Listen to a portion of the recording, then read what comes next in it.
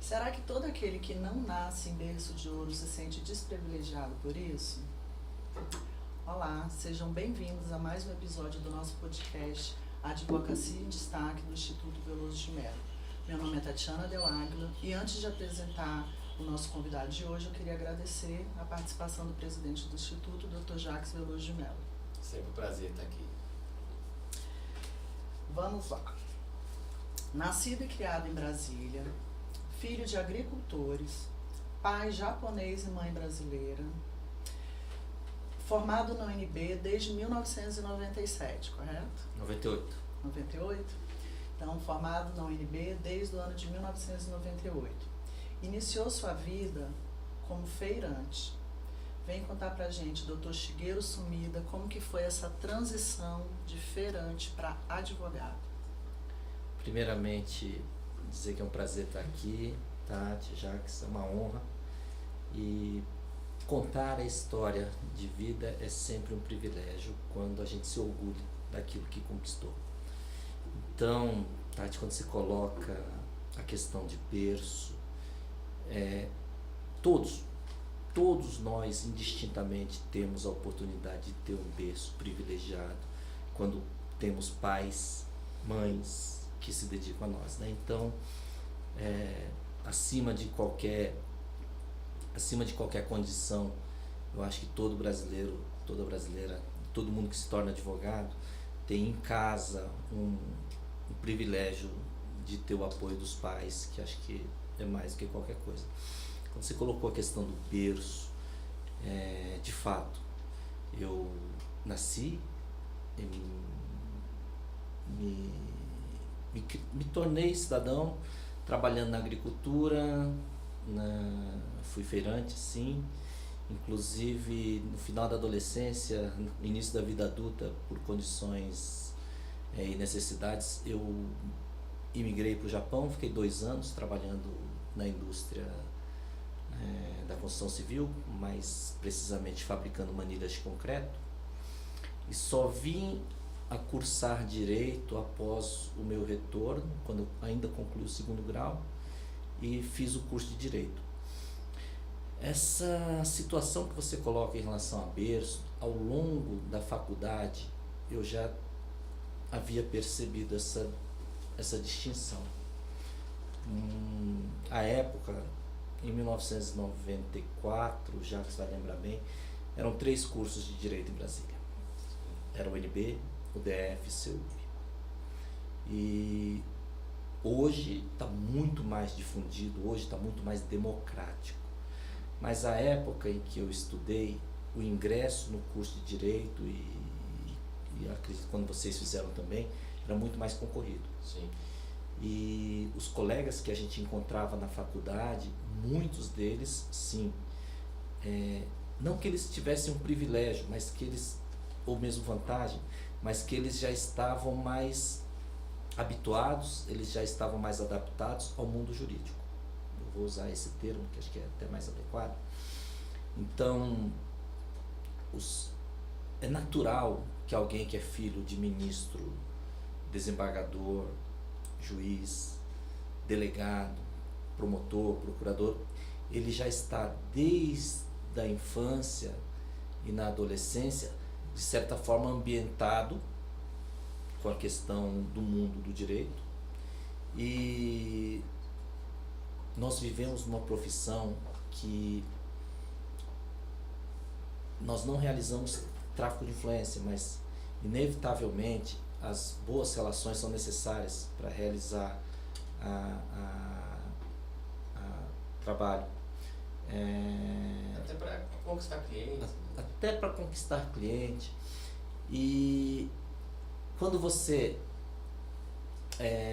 está fora desse muro, é um muro invisível, alto, e quando você está fora desse muro, você tem que batalhar muito para superar esse muro.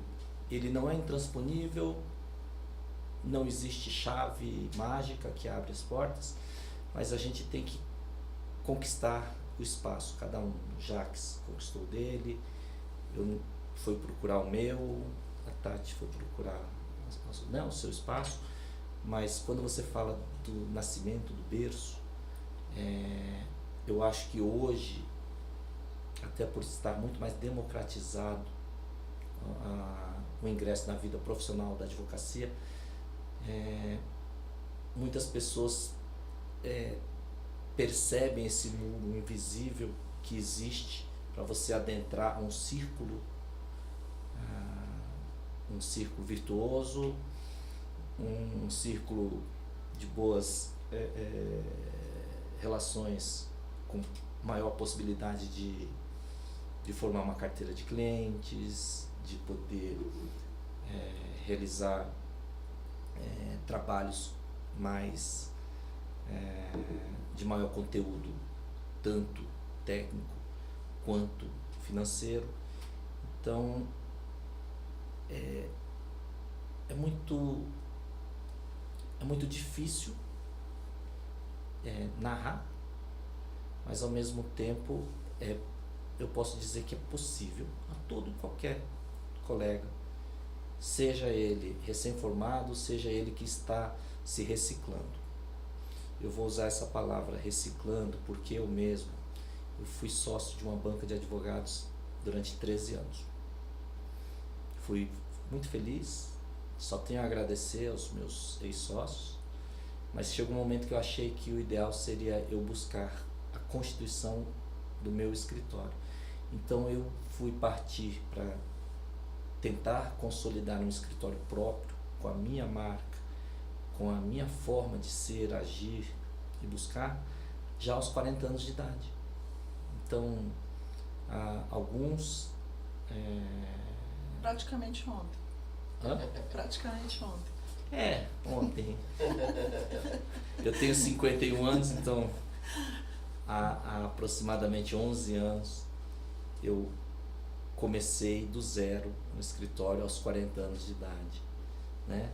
Tive e tenho a felicidade de que a Janine veio a se unir nessa missão, nessa empreitada, nesse negócio novo, e ela também teve coragem de sair do escritório dela e se unir a mim. Então, veja, nós somos um casal, sócios, e depois de 15 anos de profissão, reiniciamos a jornada, iniciamos o escritório do zero, num momento que muita gente acha que é tarde. Não, não é tarde não. E se alguém me perguntasse se você teria coragem de fazer isso hoje, eu digo sim. Sim. Estou com 51, muita gente diz que está cansado, muita gente diz que é muito difícil. Não, eu acho que hoje seria muito sofrido, mas eu teria coragem sim. Chigueiro, eu não sei como é que é hoje, né? Mas antigamente a gente falava que lá no UNB, o Jacques, ele não fez o curso de Direito no UNB, mas ele começou, né, fazia concomitante História no UNB, História no UNB e Direito no CEU. E a gente costumava dizer que o prédio da UNB, do Direito, tinha um nome próprio, né, que era o Olimpo. Uhum. Né? Eu não sei como é que é hoje, mas na época a gente falava isso, que era o Olimpo. Você tem 5 irmãos e foi o único da sua família que fez curso superior, né? A gente teve o privilégio de ver seu crescimento profissional, a gente se conheceu no início da sua carreira, né? Você e o Jacques iniciando.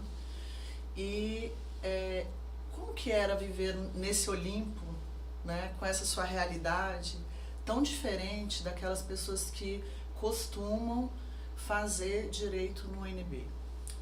Vamos lá. Em primeiro lugar, dizer que foram anos maravilhosos no UNB. E curiosamente no início do curso eu ainda fazia feira e eu tinha meu caminhão, então eu estacionava o caminhão ali atrás do prédio do Olimpo mesmo, e durante os 3 primeiros anos de faculdade eu tinha o hábito de me trocar na boleta do caminhão, descer para aula, e isso eu nunca me permiti que isso me fizesse menor do que absolutamente ninguém, tá? E tenho a atestar que todos me recebiam muito bem. gente não pode ter medo, de forma alguma, tá?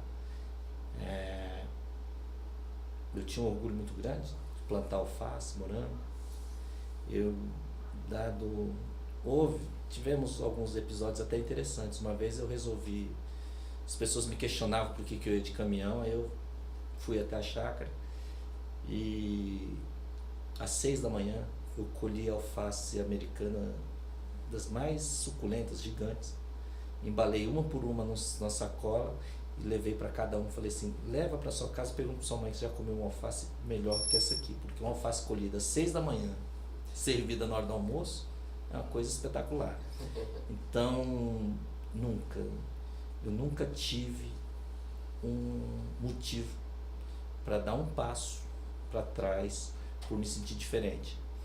Talvez um ou outro me visse diferente, mas a acolhida das pessoas é muito melhor do que a gente imagina. Nós não podemos temer de forma alguma o ambiente, especialmente nós que nos tornamos advogados. O advogado que teme o ambiente, ele não vai ser advogado. Sim. Né? Tem presídio, tem delegacia, Tem os salões. tem Receita Federal, tem a Receita, né? Então, nós temos que enfrentar, seja dragão, seja leão, seja tribunal, nós estamos. Então, quando você fala da UNB, desde o início eu me senti assim, fui muito bem acolhido, inclusive pelos professores, até mesmo por ser diferente em alguns aspectos, acho que eu fui até melhor acolhido para alguns debates. Tá? Ok. Você tem um pai japonês e uma mãe brasileira, né? Tem essa diversidade já dentro do seu lar, né? Mas não tem tanta não, porque a minha mãe é falecida, mas a minha mãe ela foi criada na cultura japonesa de uma forma muito mais forte do que a própria cultura brasileira, porque os meus 4 avós são japoneses, imigrantes, e meu pai é imigrante. Então a minha mãe ela me educou bastante na linha mais japonesa. Então você acha que essa cultura oriental é a que mais prevalece em você? Hoje não. Em relação à cultura japonesa, a minha formação foi muito ligada à colônia japonesa, sim, porque eu cresci numa colônia japonesa. Eu vivi muito ligado a amigos da colônia japonesa. E acho que até os 15 anos de idade eu estava muito mais envolvido com a colônia japonesa, mas toda a minha formação, no primeiro grau eu fiz escola católica, né? Então, quer queira que não, a gente é influenciado bastante pelos pais e complementarmente pela escola. E nesse ponto, na minha formação eu tenho uma mescla muito grande. Quando a gente se refere a você, a gente costuma usar adjetivos como tranquilidade, serenidade, sabedoria, né? Quando a gente fala, olha, o Shigeru, sumida, isso no meio jurídico, né? Não sou eu e o Jackson, seus pares, né? Você atribui isso a essa cultura japonesa? Não sei, viu? Tem japonês nervoso também. E bravo.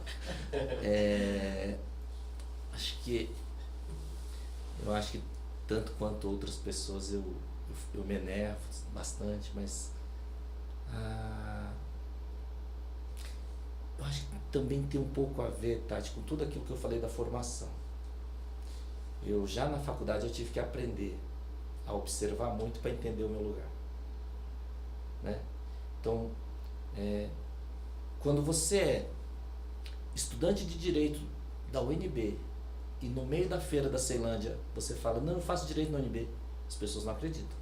Quando você está na UNB de caminhão, trocando a roupa na boleta do caminhão, e as pessoas perguntam, mas de onde você está vindo? Eu falei, não, eu estava lá na feira, na Ceilândia, vendendo meu alface. As pessoas falam, nossa, há uma incredulidade dos dois lados. Então, eu tive que aprender a entender que seria normal a incredulidade.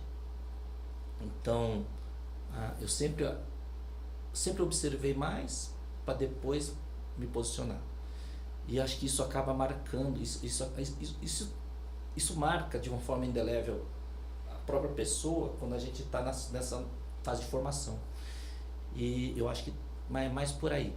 Agora, eu acho que todos nós advogados, como a gente precisa encontrar o argumento, a gente não pode ser muito reativo de impulso, né? Sim.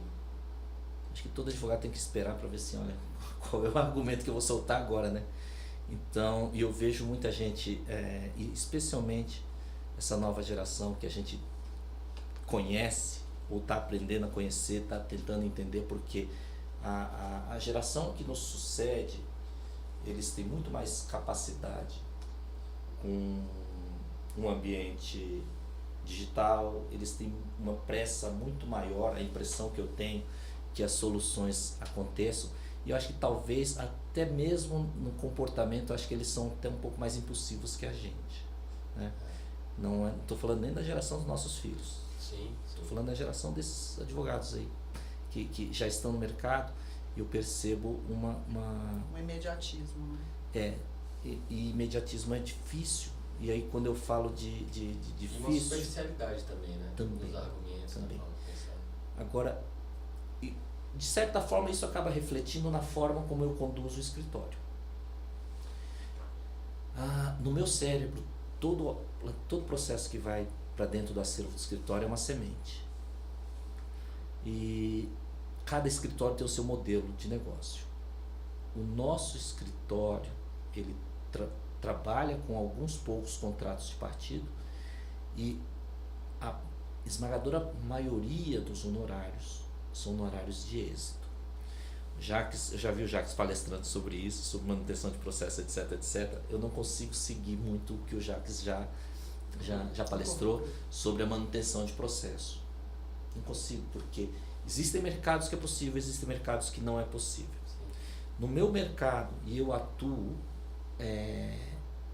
no mercado mais comum que existe a todo advogado iniciante. Eu atuo no direito civil, atendendo as pessoas com seus problemas cotidianos, em casamentos, em plano de saúde, em sucessões, e em maior volume eu atendo servidores públicos em direito administrativo. Então, uns 20 minutos, 15 minutos atrás eu falei que eu era feirante.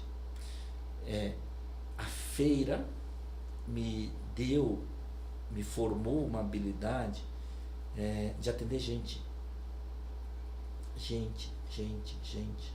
todo dia. Eu devo ter, sei lá, 3, 4 mil nomes no cadastro do escritório. Eu tenho um cartão de visitas que eu já distribuí, sei lá, 2, 3, 4 mil cartões, assim, o pessoal da administrativa que sabe. Meu cartão de visita tem o meu número de celular. Eu respondo o WhatsApp o dia inteiro.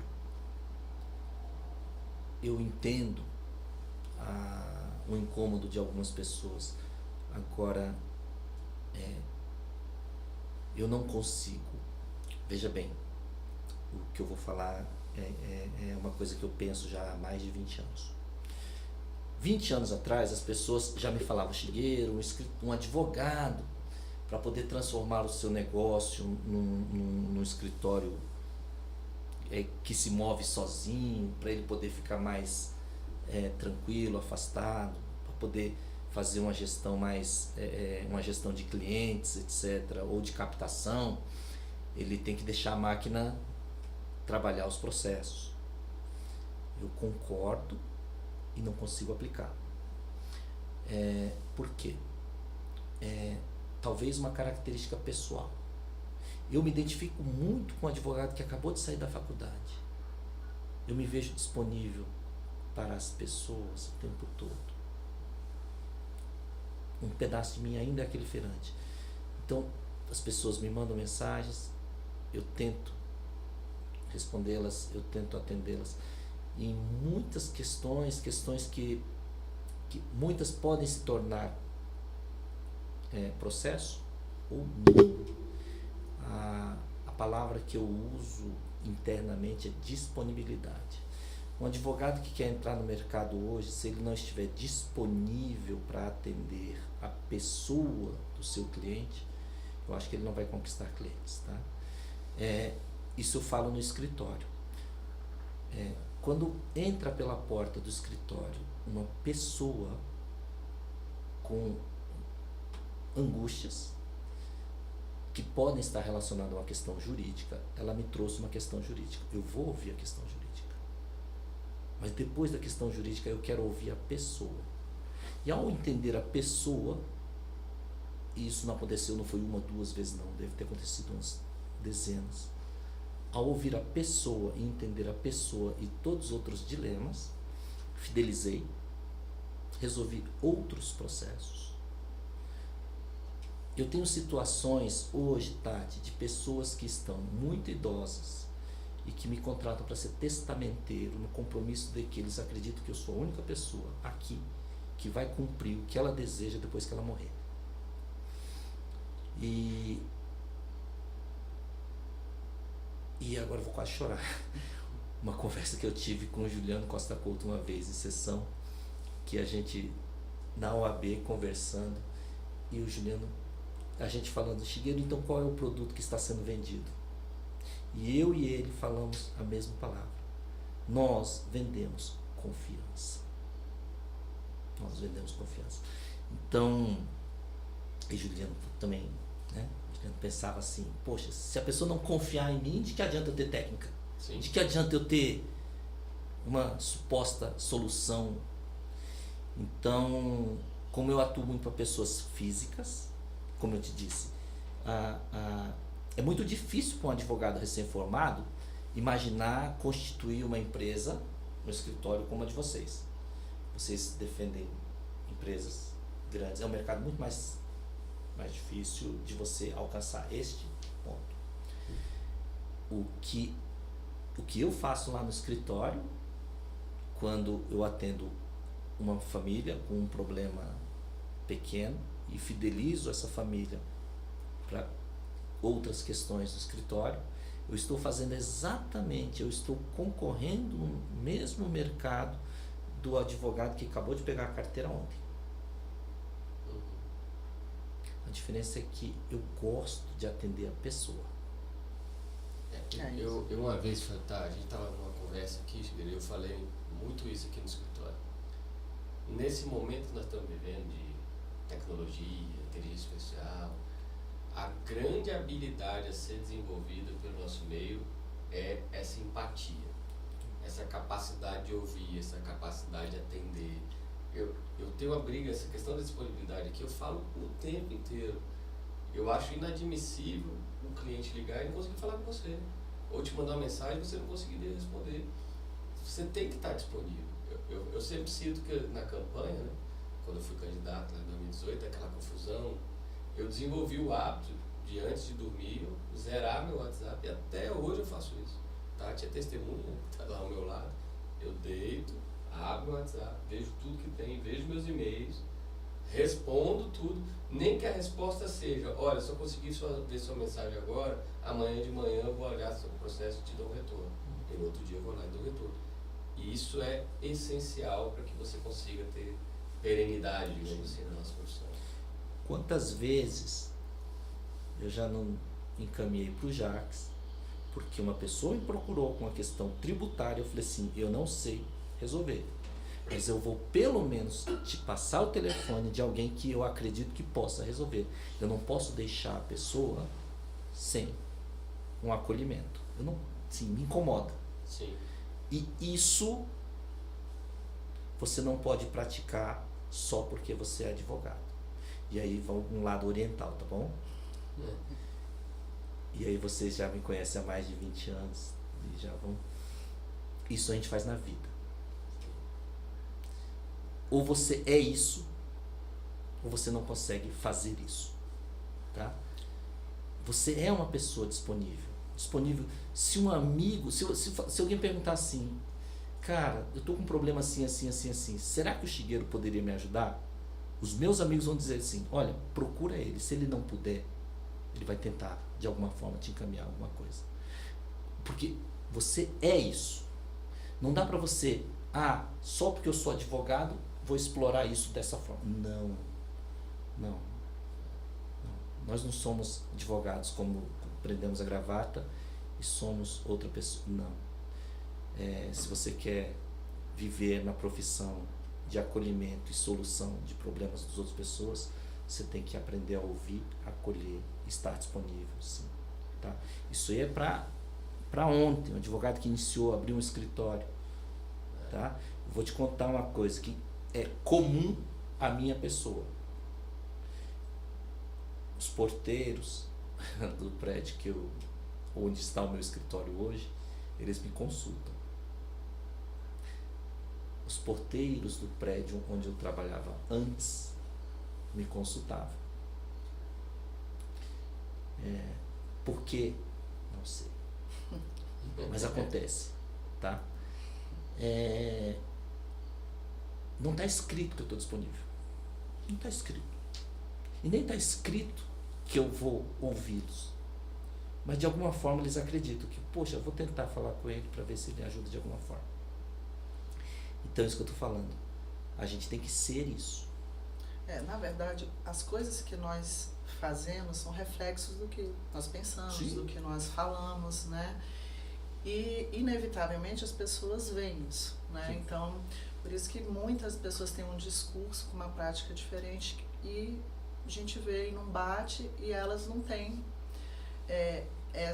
o acesso que elas gostariam justamente por isso, né? Então, como eu falei aqui, a gente acredita você alguns adjetivos que você nunca precisou dizer pra gente, olha, eu sou sábio, eu sou tranquilo. Não, são coisas que a gente atribui por conviver, por alguma coisa que você fala, alguma coisa que você faz, né? E todos os profissionais, de um modo geral, eles são assim, né?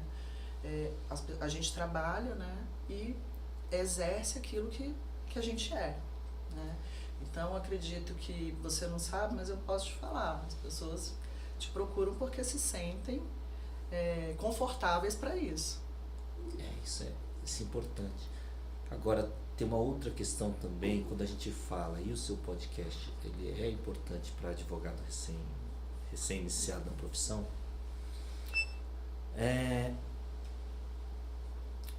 Antigamente, é até interessante a gente falar antigamente, né? A gente ainda está tão novo.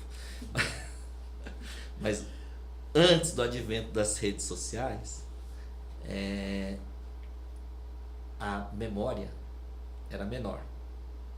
Hoje, um profissional que comete um deslize, inevitavelmente, ele vai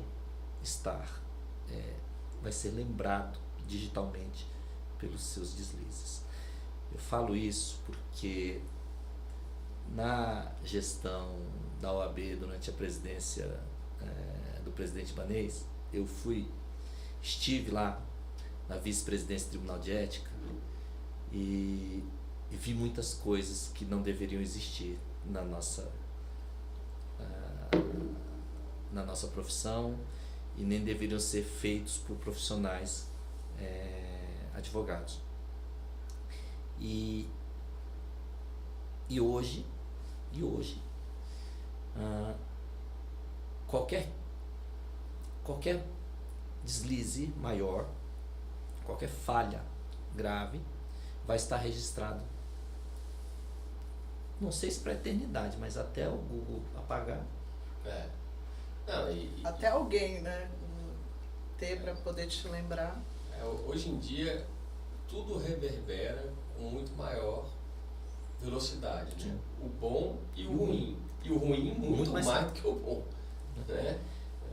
Porque as pessoas, infelizmente, né, a gente vê por programas que são disponibilizados, né? Os que maior têm engajamento, os que maior têm acesso, os que maior têm destaque são de coisas negativas. Sim. Né? Infelizmente, por mais que as pessoas critiquem, elas querem saber, elas querem acessar esse lado negativo. Então, é muito importante um profissional hoje que ele quer se fixar e quer crescer na profissão, ele efetivamente ser uma pessoa, né, que siga de uma forma muito correta a profissão, que seja correto com seus clientes, porque Alguns cometem erros, seja em atendimento, seja em cobrança, quer dizer, profissionalmente, tecnicamente, muitos extremamente preparados, por alguma razão que eles mesmos não estão compreendendo, não conseguem acontecer na profissão, na carreira. E aí talvez eles tenham que observar como as pessoas os enxergam também, né? É importante as pessoas se prepararem para isso. E outra, né? Como eu disse, eu estou com 51. Quando eu reiniciei o escritório aos 40 anos de idade, aí, não sei se isso é animador ou desanimador eu falar. Durante os 3 primeiros anos foi dureza. Foi assim, dureza mesmo. Né? Então, entre 40 e 43 anos de idade, eu tive muito pouco faturamento na minha vida. Tá? Então, os advogados estão iniciando aí, se estão no seu primeiro, segundo, terceiro ano de advocacia, tem uma palavra que é persistência, resiliência, que vai ter que ter mesmo. Não existe outra fórmula. Tá?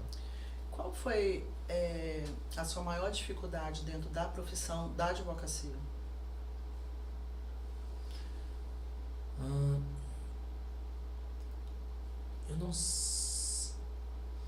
Eu não vejo como uma maior, não. Eu diria até que eu fui muito feliz desde o início, porque eu, na verdade, eu fui acolhido dentro de um escritório maior, me tornei sócio, e esse é o caminho que em 1998 era um caminho muito mais factível pela proporção de advogados e escritórios que existiam. Hoje os escritórios, na proporção, eles são muito menores, né? Então, para um advogado que está iniciando hoje, ser acolhido num escritório e se tornar sócio é muito mais difícil. Mas então, nesse ponto, Tati, eu diria que eu não tive esse ponto único tão difícil. Agora, quando eu reiniciei a jornada a partir de um escritório próprio, o difícil foi compor um fluxo de caixa que pudesse sustentar o negócio. Porque isso é uma questão pessoal, eu acredito que é necessário ter um espaço físico. Eu sei que para muita gente é muito difícil hoje iniciar com um espaço físico, mas compreendam o lado do cliente. O cliente não só para se sentir acolhido, mas o cliente hoje para entender, olha, o meu escritório está estabelecido, o meu advogado está estabelecido no escritório endereço tal. É lá que eu fui, ele lá está. Porque lamentavelmente hoje, devido a alguns advogados desistirem da profissão, a gente encontra no tribunal processos que estão praticamente abandonados. Eu digo isso porque eu tive que assumir alguns. Então, nessa circunstância, as pessoas, nós temos que compreender os temores que os clientes têm ao escolher um advogado. Então, voltando, a gente vende técnica, a gente vende algumas soluções, a gente vende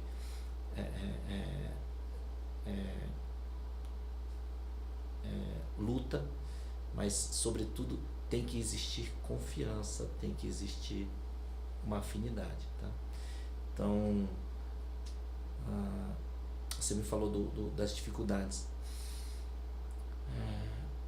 Dificuldade não digo, mas cuidado. Eu sempre cuidei de um processo, por menor que fosse, com a mesma atenção dos processos grandes. E é muito tentador você falar assim, não, vou cuidar desse processo que ele vai dar muito dinheiro. É muito tentador você separar. Mas o que mantém o escritório no dia a dia são as dezenas, centenas de causas que entram 2.000, 5.000, 7.000 de honorário. No fundo, são esses honorários que mantêm o escritório. O dia a dia. O dia a dia. eventualmente, quando a gente está com o escritório já estabelecido, a gente tem lucro com processos que entram em honorários maiores, por advogar contra a fazenda pública e trabalhar no regime de precatórios, quando os precatórios entram, mas a gente precisa cuidar Do dia a dia. do dia a dia. Shigeru, o que foi? Por que advocacia? Por que advogar? Curioso, né? Porque quando eu era criança eu queria ser dentista. Quando eu fui para o Japão, eu tinha certeza que ia voltar e ia ser dentista. E quando eu voltei do Japão, e eu não sabia exatamente o que fazer. Mas durante toda a minha formação de primeiro e segundo grau, eu era o melhor aluno em matemática. Então, meus professores achavam que eu ia fazer algum tipo de engenharia. E quando eu voltei do Japão, eu falei, engenharia eu não vou fazer. Traumatizou com a fábrica lá de Manilha. Não, nem traumatizou, mas eu falei, engenharia eu não vou fazer não. E dentista eu desisti. Aí eu fiquei sem saber exatamente o que fazer. E eu me inscrevi num único concurso na minha vida, que foi para agente da Polícia Federal. Aí eu tinha que estudar legislação. Eu falei, mas peraí, isso encaixa com isso, encaixa com aquilo. É uma questão de lógica. Eu falei assim, não, eu não vou ter dificuldade aqui não. Tá? E uma outra questão. Esse concurso eu abandonei ele no meio quando eu fiquei mal classificado. E ainda que eu prosseguisse no concurso, eu teria que ir para a fronteira. E quando eu passei em Direito na UNB, eu falei, não vou nem continuar o concurso, vou fazer Direito na UNB. Aí fiquei. Ainda bem, né? Já pensou se eu tivesse passado o concurso? Eu estava na fronteira. E aí eu entendi que Direito está muito ligado à lógica. Eu acho muito ruim quando uma pessoa fala, eu não gosto de matemática, eu não gosto de eu vou fazer Direito. Tá? Isso é muito... eu penso. Tem muita gente que pensa, Direito é uma matéria de humanas, de sociais. Concordo. Pensar e evoluir o pensamento jurídico para os acadêmicos é um estudo das áreas sociais. Uma parte de direito vai para humanidades, sim. Mas quando eu falei assim, não, eu vou ser advogado, eu vou ajudar a aplicar as leis na lógica e nunca quis ser. Isso também é questão de filho de agricultor, né? Eu falei assim, eu nunca vou ser empregado de ninguém, eu quero ter o meu. Então isso também tinha esse sonho. As profissões para não ser empregado de alguém teria que ser médico, advogado. Na nossa época a gente achava assim. Né? Então tinha isso. E hoje o advogado também, muitos pensam isso, porque olha, eu não quero ser advogado, eu quero ser profissional liberal, eu quero ser autônomo, vou ser advogado. Muita gente ainda pensa isso. Tá? Então, para quem pensa isso, a advocacia não é complementar a renda. Não dá para você ser uma coisa e complementar a renda com a advocacia. Não dá para você ser assim. Não dá para você estar trabalhando em alguma coisa e por possuir um OAB, vou completar a renda pegando uma causa ou outra e quando ela entrar vai completar a minha renda. Não pensem assim, pelo amor de Deus. Não vai dar certo. Tá? Eu até sei que muita gente... A advocacia é ciumenta. A advocacia... A advocacia, ela exige tudo e ao mesmo tempo ela às vezes pode ser ingrata. E no dia que ela for ingrata, a gente tem que aceitar e ver o dia seguinte, tá? Quando você perguntou do que foi mais difícil, Tati, voltando lá, o mais difícil foi o medo, porque quando eu abri o escritório novo, a Isadora era recém-nascida. Então eu era um homem com 30, Isadora ela tinha 2 anos. Eu decidi sair do meu escritório com 38 para 39 anos, com uma filha novinha. E depois que eu saí, a Janine engravidou. Então eu tinha 2 filhos e passei um período sem renda. Mas o período sem renda, e aí aqui eu vou abrir outro parêntese. Antes de tomar essa decisão, eu comecei a comprar imóveis em leilão. Eu e a Janine, a gente passou muitos anos, bem pão duro mesmo, para formar um capital. E eu comecei a comprar imóvel em leilão e vender. Então, ainda que a advocacia rendesse 0, eu comprava imóvel e vendia. Isso entre 2009 e 2012 foi muito importante. Tá? E aí também, como eu já tinha começado, eu nunca mais parei de comprar e vender imóvel. Então isso foi... Aí hoje metade da cidade é de vocês. Quem dera. Quem dera. Quem dera. Então é muito importante a tranquilidade. Não vou falar tranquilidade de ter dinheiro, não, mas é muito importante a tranquilidade de você não estar premido por dívidas. Você precisa ter a cabeça tranquila para ser advogado. É muito difícil. Então, embora eu tivesse saído de um escritório, começado tudo do zero e ficar um período sem renda da advocacia e sem boletos atrasados. Isso é muito importante, gente. Para quem está começando na profissão, a nossa maior commodity é a nossa cabeça, a nossa inteligência, né? Às vezes quando você tem uma dívida, às vezes quando você tem um boleto vencido, às vezes quando você tem a conta de luz atrasada 2 meses, você não tem a tranquilidade para pensar a melhor solução num processo, porque você não pede, mas aquele boleto ele te incomoda. Sim. Incomoda no raciocínio, incomoda no final do dia. Você chega em casa, você não consegue ter o bom humor para relaxar o suficiente. Então, para advogar é preciso ter a cabeça bem tranquila. Qual foi sua maior motivação sempre? Minha maior motivação? Engraçado, curiosamente, antes de ter os filhos, eu diria para você que a minha maior motivação era realmente sair da vida de plantar alface e a feira. E acho que aquela época, aquela altura, eu só queria sair da chácara, virar a chave e não estar numa vida de feirante, caminhoneiro e ter uma vida tranquila. Então, assim, naquele ponto da minha vida,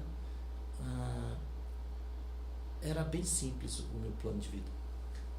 Depois que nascem os filhos, o plano de vida muda bastante. Eu falo assim, não, eu preciso conquistar mais alguma coisa para dar algo para eles. E eu acho que esse é o grande plano de quase todo mundo. Você sabe que o Jacques é que preocupa, né, em deixar alguma coisa para eles. Eu acho que, igual a gente construiu, eles também vão ter a hora de construir o deles. O que eu penso, na verdade, a minha motivação é eles, mas no sentido de que eu quero que eles tenham a gente como exemplo para fazer o deles, para buscar o deles, entendeu? Eu não quero que eles esperem que a gente dê alguma coisa para eles. Mas, sem dúvida, quando a gente tem os filhos, eles são sempre a nossa maior motivação. Tá. Então, nesse ponto, eu tive uma conversa recente com uma pessoa que me pediu para conversar com o filho dele. E aí eu estava falando sobre escolhas, tá? Eu e a Janine, a gente consegue almoçar e jantar com nossos filhos no mínimo 80% das refeições da semana. Em algumas semanas 100%. Isso é uma opção.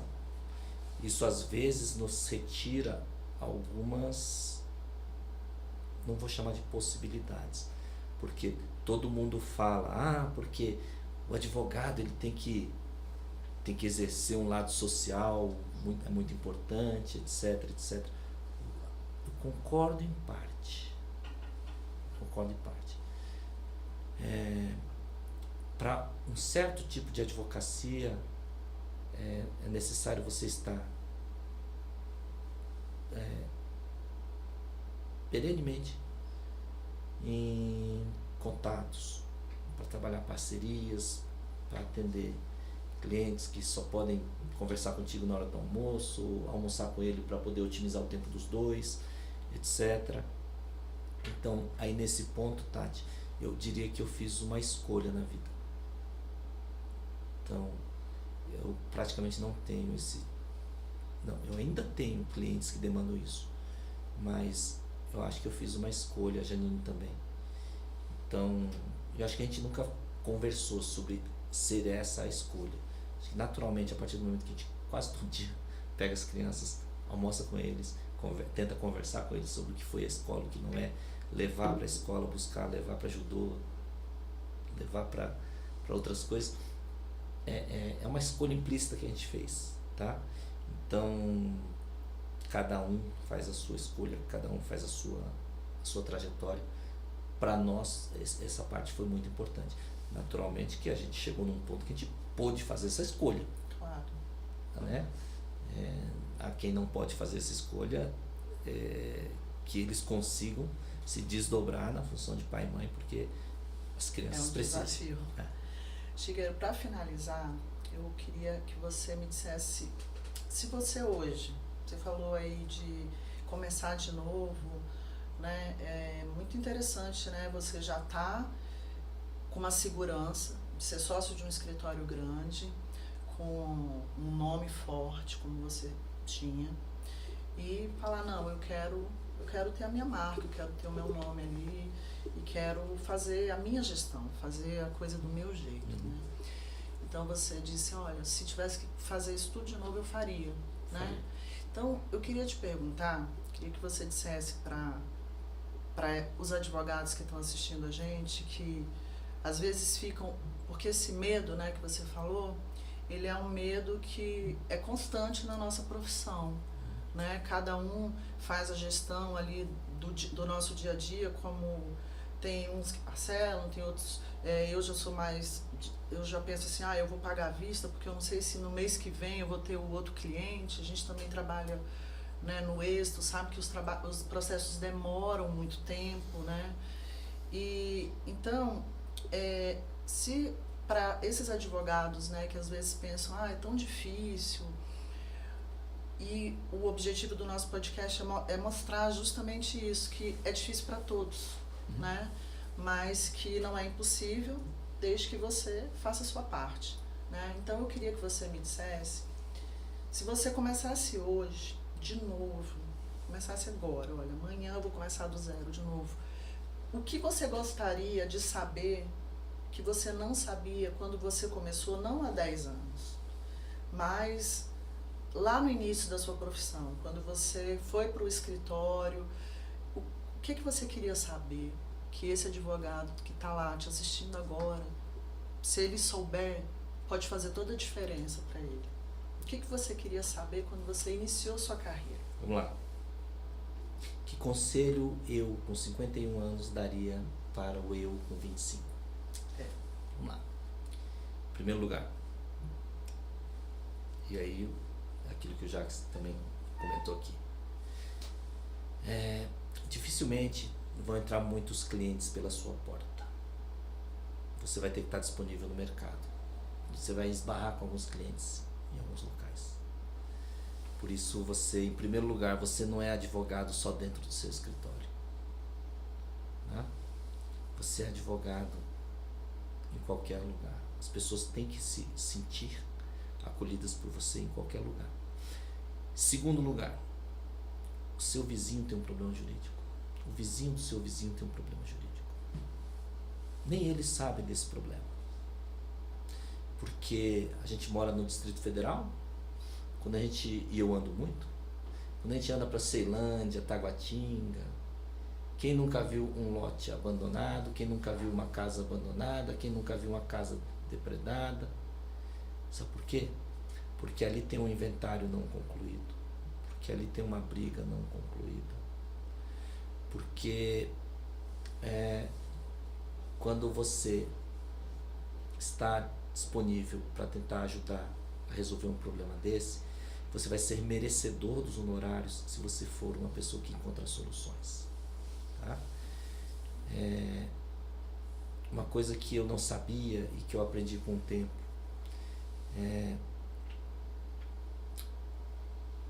diferentemente de vocês que trabalham com empresa, vocês têm que fazer a análise pelo Segmento de mercado. Pelo segmento de mercado, pelo segmento... Eu não. Como eu atuo para pessoas físicas, para mim é muito importante saber que a população está envelhecendo. A demografia do Distrito Federal, uma coisa que eu analisei. Tem gente que acha que eu sou louco, né? Por que eu analisei a demografia? Porque é o seguinte, junto com a faixa de idade, surgirão os problemas daquela faixa de idade, onde a demanda vai estar mais alta. Quando eu pego a primeira geração que migrou para Brasília, veio do Rio de Janeiro, de Minas, do Piauí, essa primeira geração que migrou para Brasília na década de 60, estou te dando só um exemplo de como funciona esse cérebro aqui. Se as pessoas vieram na década de 60 para Brasília, naturalmente vieram para conquistar algo, então vieram casais jovens. Quantos são os casais jovens que nós conhecemos que migraram para Brasília? Seus pais? Seus? Os meus? O que eles têm em comum? São todos idosos. Existe uma geração de idosos que migrou para Brasília, e essa primeira geração comprou casas no Lago, comprou propriedades aqui no Plano Piloto, ou seja, Ceilândia, Taguatinga, e em muitas dessas situações, quando a gente sai do Plano Piloto, ou tinha um termo de doação da antiga Nova Cap, ou tinha... Então tem N problemas... Contrato da Fundação Zoobotânica. N problemas fundiários. N problemas fundiários. Olha no seu vizinho, no vizinho do seu vizinho. Dificilmente numa rua que você mora, em Taguatinga, Ceilândia, Guará, Gama, não tem um problema jurídico oculto ali. Primeira pergunta, você saberia resolver? Segunda pergunta, você está disponível para essas pessoas? Será que elas gostariam que você resolvesse? Você é a pessoa da rua que eles gostariam que resolvesse? Se a pessoa é incapaz de responder isso a ele mesmo, na rua que ele mora, é difícil dele expandir o escritório dele. Tá? Voltando à questão da demografia, tem muitos casos no escritório que surgiram questão de plano de saúde. Tá? Então uma pessoa me pediu, olha, o plano de saúde não quer atender o meu pai, porque não quer passar o negócio do home care, não quer um remédio para tratamento de câncer. Eu faço. É um problema urgente. A família está bem atendida? A pessoa tem 86 anos de idade e está com câncer. É delicado, mas eu converso sobre morte. E digo, quero organizar para que esteja menos problemático, que inevitavelmente pode haver problema na sua sucessão. Tati, eu tenho um dia eu olhei nos olhos de uma pessoa que, quando eu falei sobre isso, ela falou, Shigeru, isso me angustia há anos. Sabe o que? Uma senhora com 86 anos de idade, ela falou, Shigeru, isso me angustia há anos. Eu falei, anos? Por que te angustia? Não, porque eu quero que façam isso. Eu falei, eles farão. Como você tem certeza? Eles farão, porque a gente vai ao cartório, a gente vai fazer um testamento, você vai me nomear como testamenteiro, e se você acredita que eu farei com que eles façam isso, eles farão. Eu levei essa senhora no cartório, ela chorou de emoção quando assinou um testamento. E disse que isso a angustiava há anos. E ela não me procurou para isso.